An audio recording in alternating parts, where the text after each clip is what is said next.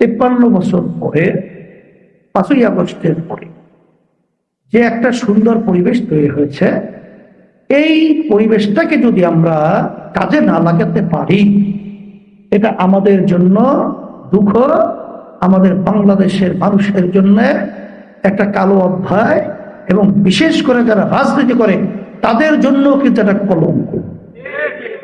সুধী মণ্ডলী, ইসলামপন্থীদের আগামী নির্বাচনে ঐক্য ভাবনা নিয়ে আয়োজিত আজকের ওলামা ও সুধী সমাবেশে এ পর্যায়ে বক্তব্য নিয়ে আসছেন এই বাংলাদেশের লক্ষ কোটি মানুষের আধ্যাত্মিক রাহবর হযরত মাওলানা আলহাজ মুফতি সৈয়দ মোহাম্মদ রেজাউল করিম পীর সাহেব চরমুনাই।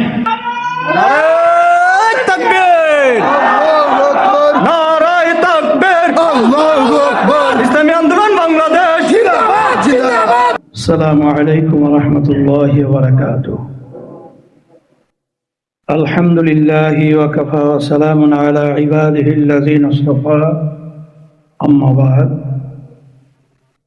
فأعوذ بالله من الشيطان الرجيم. بسم الله الرحمن الرحيم.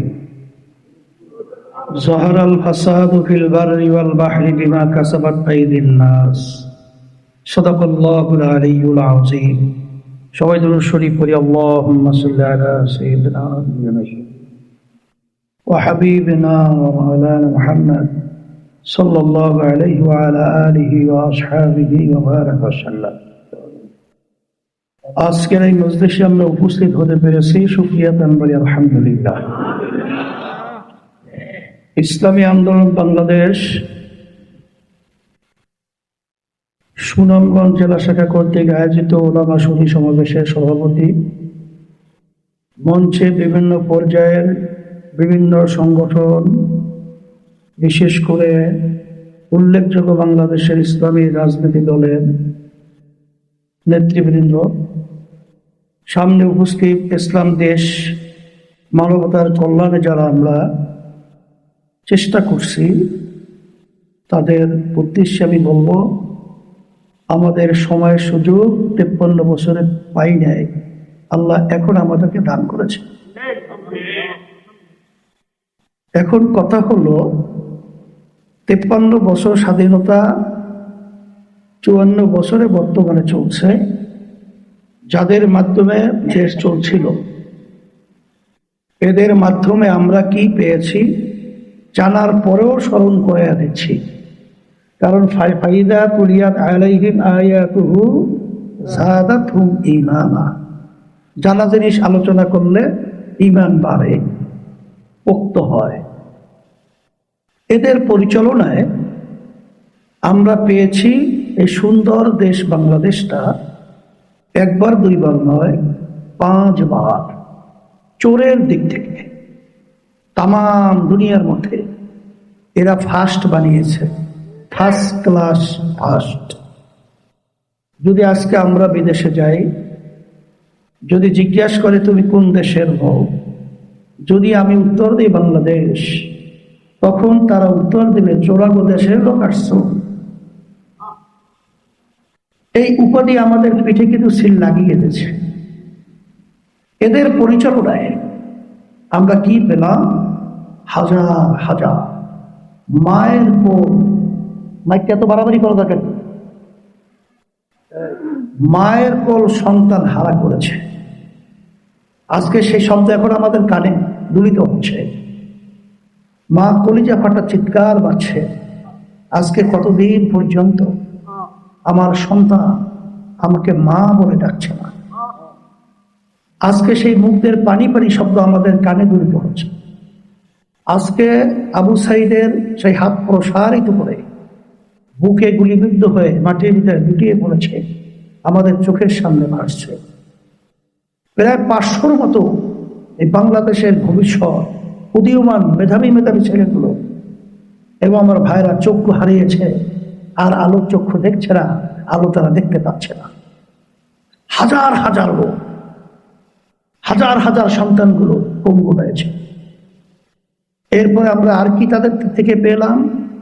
আমাদের দেশের টাকা পাচার করে বিদেশে বেগম পাড়া তৈরি করেছে। কয়েকদিন আগে আপনারা রিপোর্টে দেখেছেন, শুধু লন্ডনের মধ্যেই যে ভূমিমন্ত্রী ছিল, ওই লন্ডনেই তার প্রায় বাড়ি পাওয়া গেছে 350 মতো,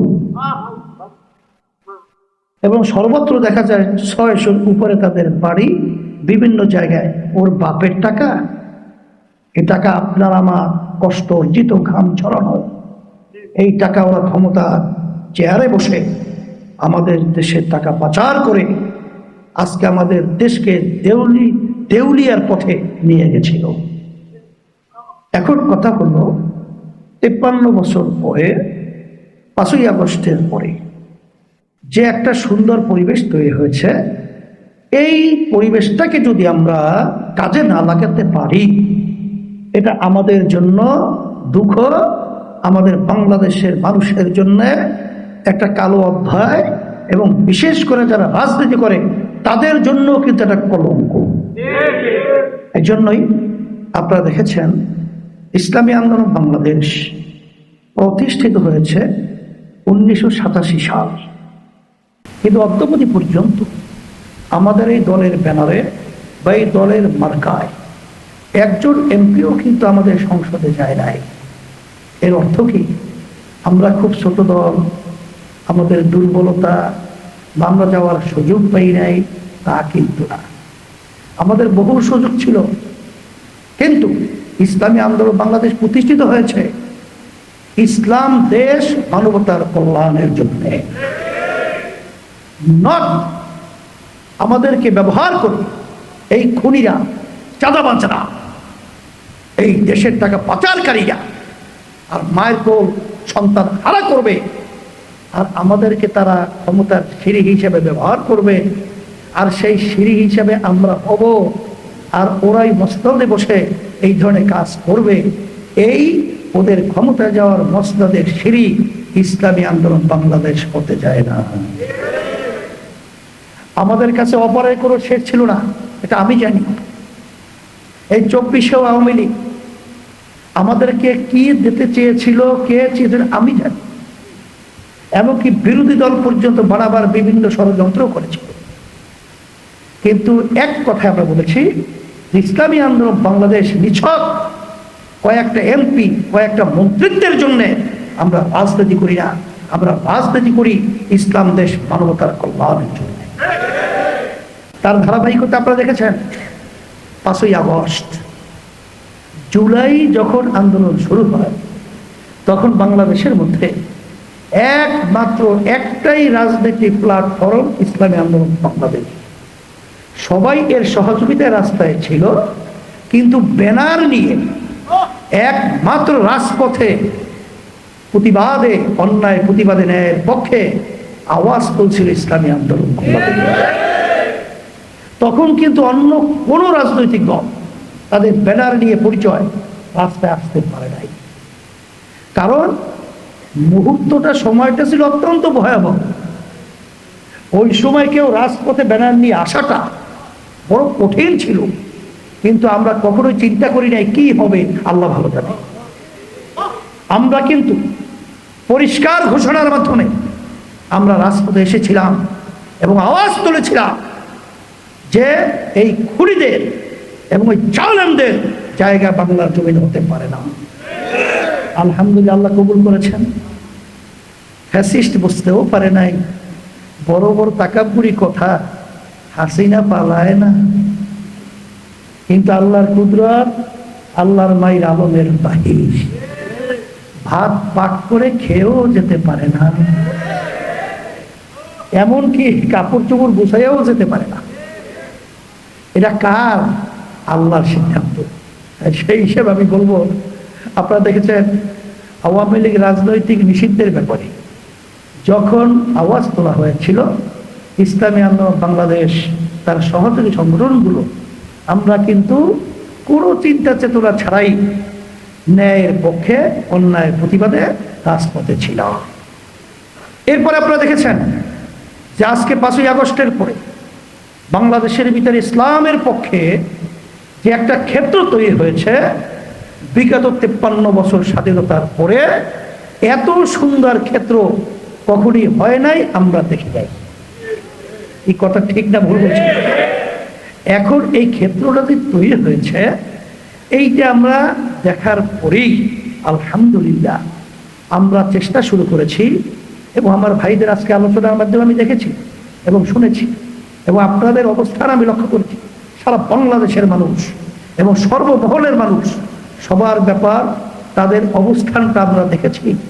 সকলের একটা চাহিদা, আওয়ামী লীগ দেখেছি, বিএনপি দেখেছি, জাতীয় পার্টি সহ সমস্ত দল দেখেছি, কিন্তু ইসলামী নীতি আদর্শের শাসন আমরা দেখি নাই। এই জন্য আমরা এই বছর এই সামনের নির্বাচনে চাই ইসলামী শক্তি ক্ষমতায় আসুক। এই ইসলামী শক্তি ক্ষমতায় আসতে হলে কি লাগবে?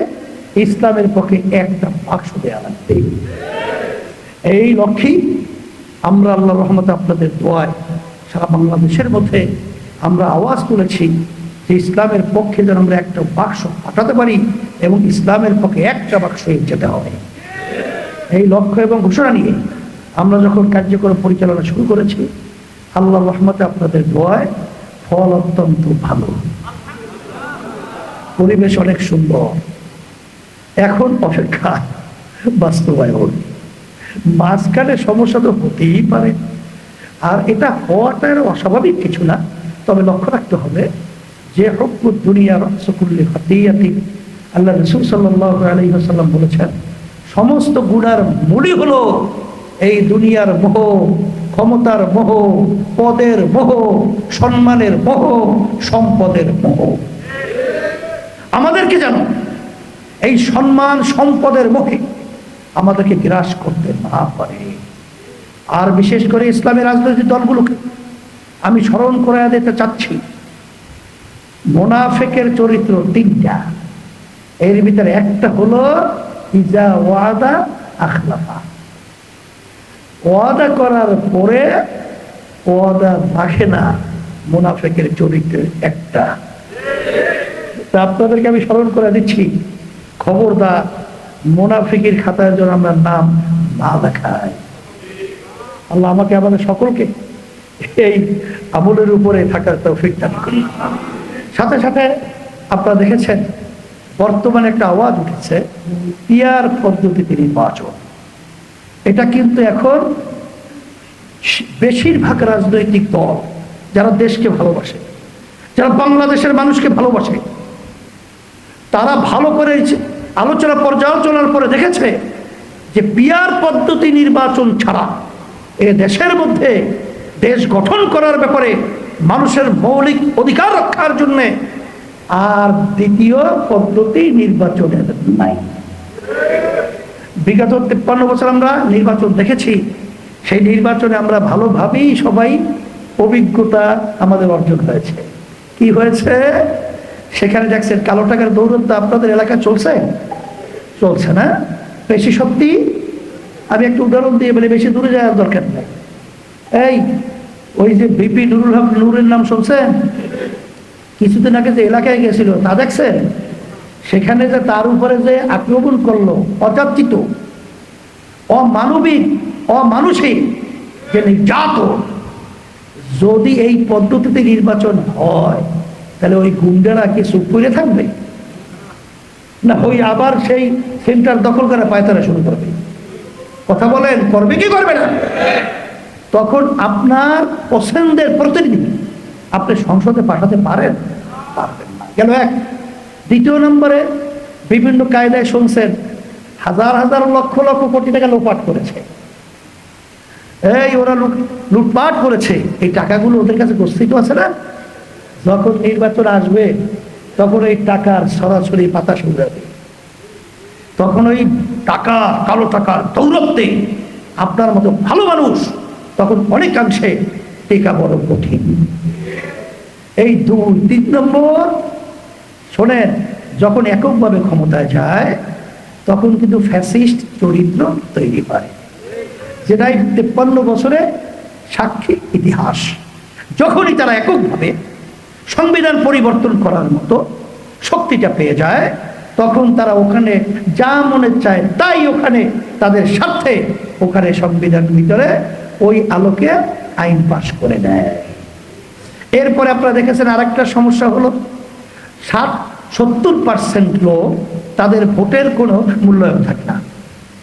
খেয়াল করছেন না করেন নাকি? 30-35% ভোট পেয়েছে তো তারা সরকার গঠন করছে, আর 60-70% ভোট তাদের কোনো আর মূল্যায়ন থাকে না। আর বিয়ার পদ্ধতিতে সংখ্যানুপাতিক হারে প্রতিনিধি সংসদে, এতে করে একটা ভোটের মূল্যায়ন এখানে কিন্তু আসতেছে। এবং ছোট ছোট দলগুলো জীবনে খালি চিল্লেইছে আর একটু দেশ সুন্দর করার কত আশা, কিন্তু আজ পর্যন্ত ক্ষমতার চেয়ার দেখে নাই, কথাও বলতে পারে নাই। আর এই পদ্ধতিতে যেই নির্বাচন চলছিল, এই পদ্ধতি কখনোই তারা আবার এই ক্ষমতা এবং কথা বলার সুযোগ পাবে, এটা অন্ধকার। আর এই পদ্ধতিতে আপনার ছোট ছোট দলগুলো সংসদে যাওয়ার মতো পরিবেশ তৈরি হবে। বিএনপি সহ অন্যান্য দলগুলো যে বলছে তারা জাতীয় সরকার গঠন করবে, জাতীয় সরকার গঠন কি? 200 সিট নিয়ে তারপর জাতীয় সরকার গঠন করবে? জাতীয় সরকার হলো এই পদ্ধতি। এই পদ্ধতির মধ্যে সব দলের সব রাজনৈতিক প্রতিনিধি ওখানে সংসদে থাকবে। কারণ 1% ভোট পাওয়া অর্থই হলো 3 জন এমপি তাদের সংসদে যাওয়া। আর ঐক্যের ব্যাপারটা আমি কালকেও বলছি, আজকেও বলছি, ঐক্য যদি থাকে, ইসলাম পদ্ধতির সমমনা দলগুলো এবং দেশপ্রেমিকদের, তাইলে যদি কেউ ধরেন 3 ভাগের 1 ভাগ ভোটেও যদি না পায় 1%-এর, তারপর আমরা পরামর্শ ভিত্তিক তাকেও প্রতিনিধি নেওয়ার মতো পরিবেশ থাকবে। এর সুবিধার কোনো শেষ নাই। আর সবচেয়ে বড় কথা হলো ফ্যাসিস্ট তৈরি হতে পারবে না। আর ইচ্ছে মতো যা মনে করে তা এই রাষ্ট্রকে নিয়ে আর ওই ধরনের স্বপ্ন দেখতে পারবে না। সেই হিসাবে আমি আর বেশি কথা লম্বা না করে, হয়তো অনেক অধৈর্য হয়ে গেছে, কথাটা বেশি বলছি না। তা যাই হোক, আমি আপনাদের সুস্বাস্থ্য এবং এই বাংলাদেশ ভবিষ্যৎ সুন্দর আল্লাহ কবুল করুক এই আশাবাদ ব্যক্ত করছি। আর যারা এই প্রোগ্রামের ব্যবস্থা করেছে সবাই ধন্যবাদ জানাচ্ছি, এবং আমন্ত্রিত মেহমানদেরকে ধন্যবাদ জানাচ্ছি, প্রশাসন ভাইদেরকে ধন্যবাদ জানাচ্ছি। আমরা যেন একাকার হয়ে ইসলাম দেশ মানবতার পক্ষে আমরা যেন কাজ করতে পারি। আল্লাহ আমাদের সকলকে তৌফিক দান করুন।